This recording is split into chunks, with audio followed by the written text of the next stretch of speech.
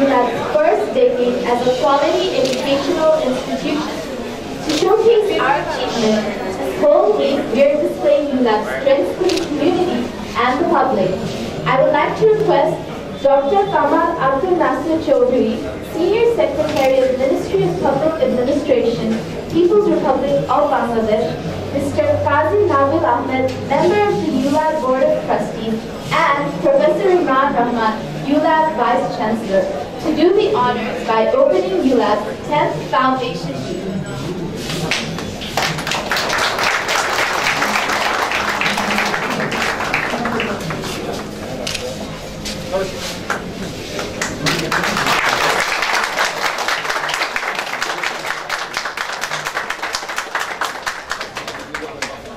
I would like to request the guests to please come visit the stalls and then join us upstairs in the auditorium. Thank you.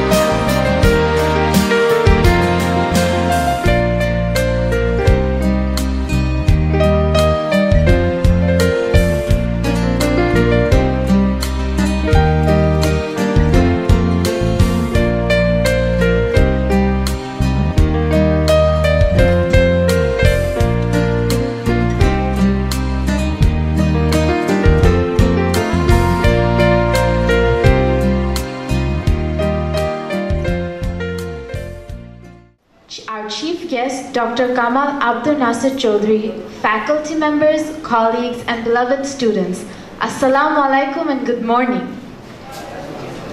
Thank you. I'm sure you wish to know about the history of ULAB. To give a presentation on this, I would like to request Ms. Juditha Allmacher, Advisor, Communications and Student Affairs, to kindly come to the dais. Please welcome Ms. Juditha Allmacher.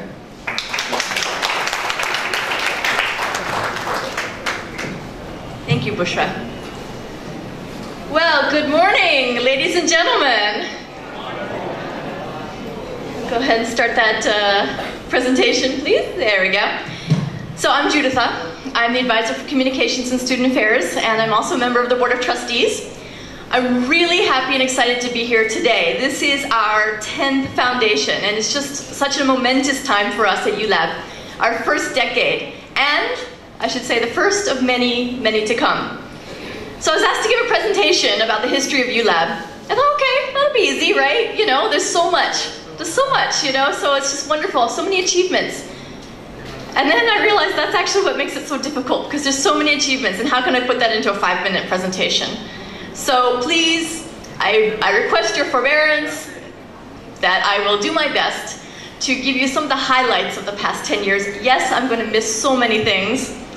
I hope that everyone will visit our stalls and will come to our programs in the evening and learn more about us. So, first of all, we'll begin at the beginning. ULAB started with a vision. The vision of our founder, Qazi Shahid Ahmed. He was a successful businessman, but he wanted to give back to the country. He wanted to create something that was enduring. He wanted to create a place that would give back to the youth of the country. So he created an institution to nurture and create students to be real learners, to be, our faculty to be generators of knowledge, and I'm going to come back to that. We draw upon the world's intellectual traditions to respond to the urgencies of the present. Only through such active and liberal learning do we build true leaders of the future. That's you guys.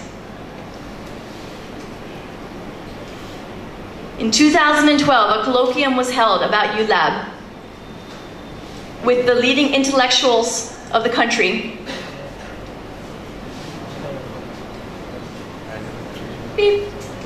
Beep. Nope. There they are, okay. Keep going, there we go. And in 2004, we launched in our first building, which you guys don't know, in Mohakali.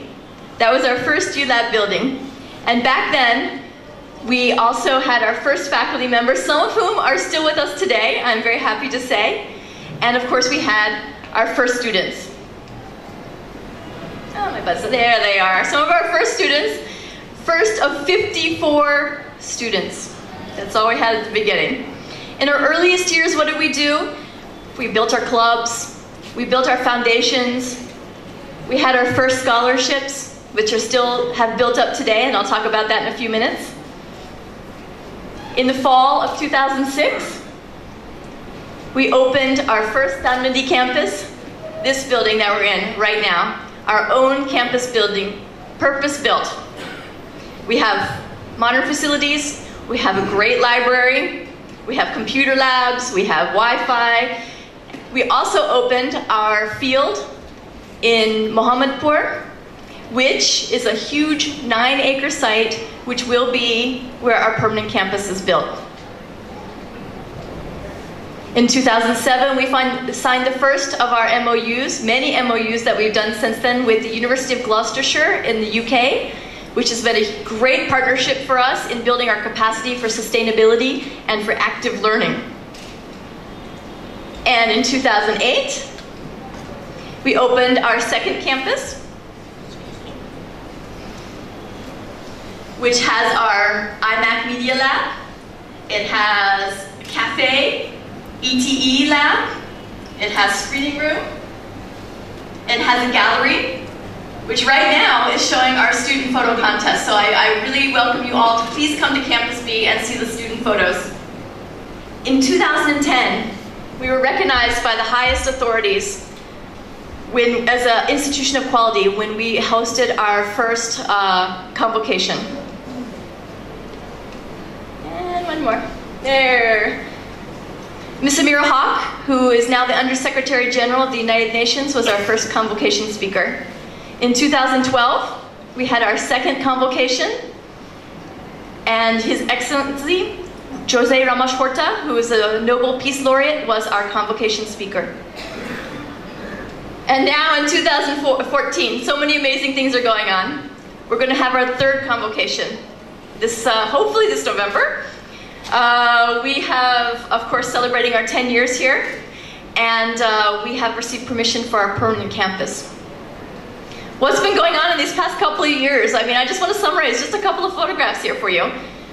Just in the past 2 years, we've had Tariq Ali come and speak at ULAB. We were awarded our first faculty research grants. We launched the Duke of Edinburgh's Award Foundation. We became a member of the United Nations Impact Team. We launched ULAB Television with Tunku Varadarajan of Newsweek.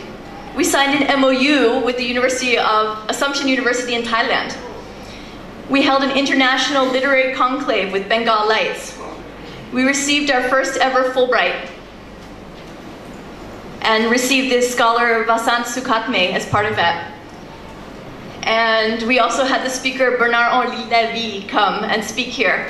So it's just been a really active couple of years. We've been guided by, so far, 3 amazing vice chancellors. Our first vice chancellor and our founder, Qazi Shahed.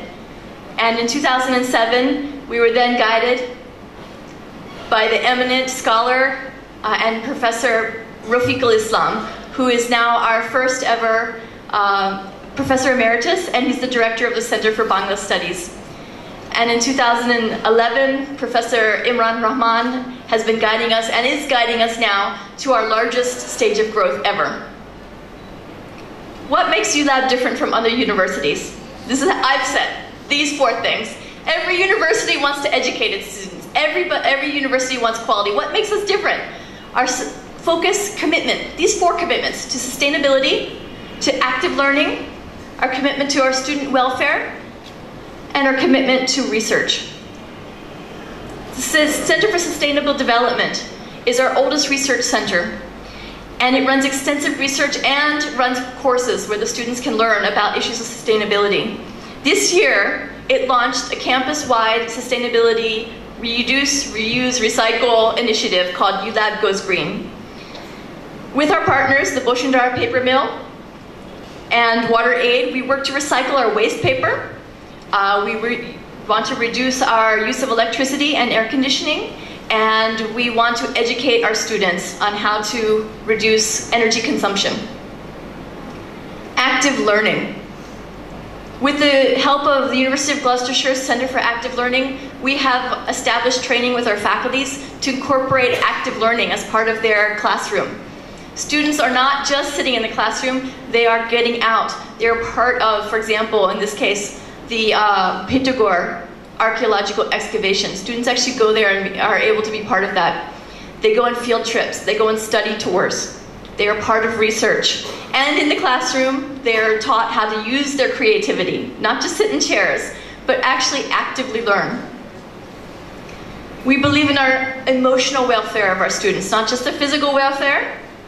We started the first ever Student Affairs Office, a fully fledged office, where we have academic assistance, we have emotional counseling, we have psychological counseling, we have workshops. Here's a self-defense workshop going on, workshops on sexual health, HIV/AIDS, all for the students.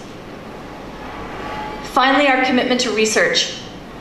We have 6 research centers: Center for Sustainable Development, Center for Enterprise and Society, Center for Archaeological Studies, Center for Bangla Studies, Dhaka Translation Center, and our newly opened Center for Language Studies.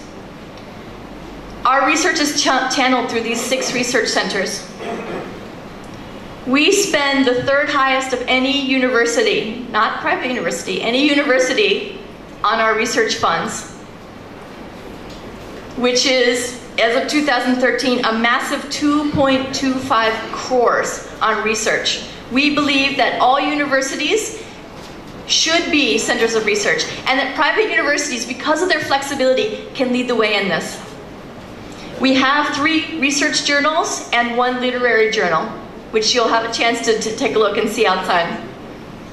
We also publish many books through our Bengal Lights imprint as well as through others. We've just recently launched a new book, the first ever textbook on media in Bangladesh. It's the only one, and it was published, it was edited by 2 of our professors with huge contribution from ULAB. Since our humble beginnings with those 54 students, we have now had 4,500 students.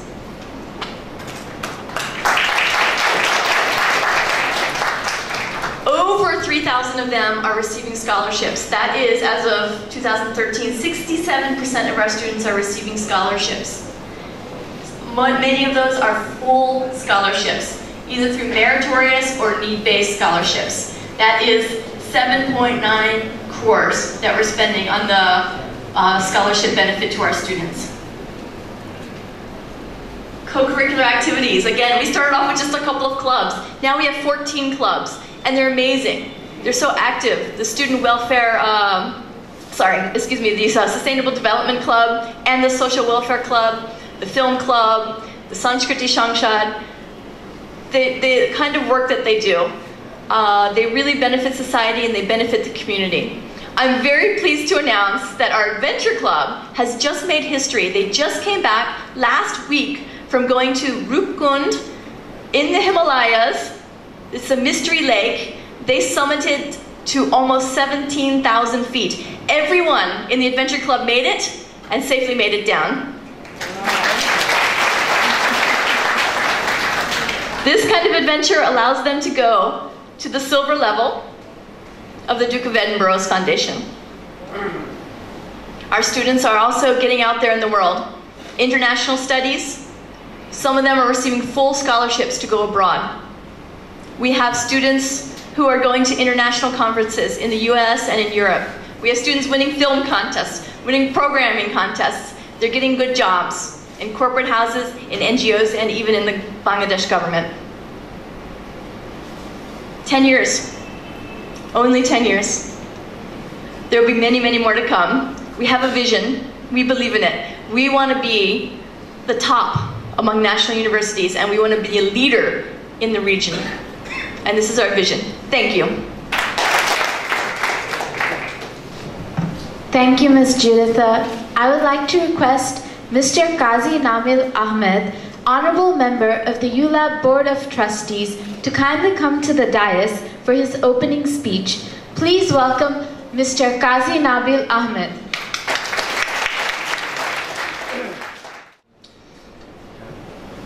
Good morning, everyone. I hope you're all doing well. Honorable Chief Guest, a very good friend of ULAB, Dr. Kamal Abdul Nasir Chaudhry, Secretary, Senior Secretary, Government of People's Republic of Bangladesh, Ministry of Public Administration, Honorable Vice Chancellor, Professor Imran Rahman, Honorable Professor Emeritus, Professor Rafiqul Islam, Honorable Members of Board of Trustees, respected teachers, professors, respected administrators, and dear fellow students who are present this morning, I wish all of you a heartiest congratulations on the 10th anniversary of ULAB.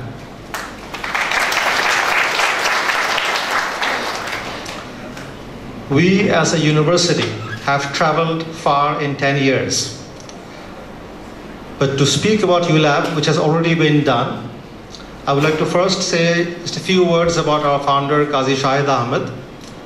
He is a respected businessman. He's been a military person.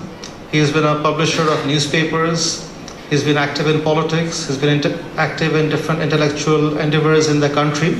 But one of his deepest ambition was always to set up an excellence-based education institution, which would be a university. For this, he went through a lot of trouble. We were the number 25 applying for the private universities. We were given permission, we were number either 52 or 54. That is how long it took for us to get the permission. But he never gave up. For 4 years he kept at it to get the permission to establish ULAB and get the permission for it. And his main ambition was to give back to the society, to build a society where there will be students who will be educated in values that we all cherish very much. To speak about values, we must speak of the vision of ULAB. ULAB is University of Liberal Arts, Bangladesh. The word that is key over here, the key operative words are liberal arts.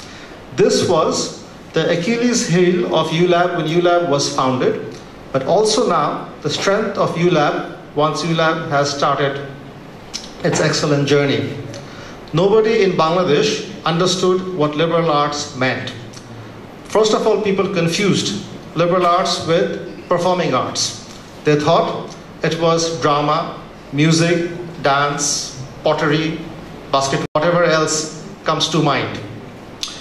But we who have studied liberal arts in many other places, me and my other two brothers, Anis and Inam, liberal arts means, it comes from the old Greek and Roman education system. Liberal arts means, as we all know who are in ULAB, to study everything that takes to build life. Not only science, humanities, social sciences, arts, philosophy, but also physical education, moral education, everything that encompasses what a life needs. So to start ULAB, the name liberal arts became a huge problem, even with regulators, government officers, government officials, other professors, other teachers, parents, students, everybody. had a confusion what it meant. First 2 to 3 years, I think we did few seminars explaining what liberal arts meant. The professors and teachers, administrators who are with us from the very beginning will remember those days when with a lot of effort we were trying to explain what it was. And thank God we did, with only one who has made liberal arts in Bangladesh a viable option.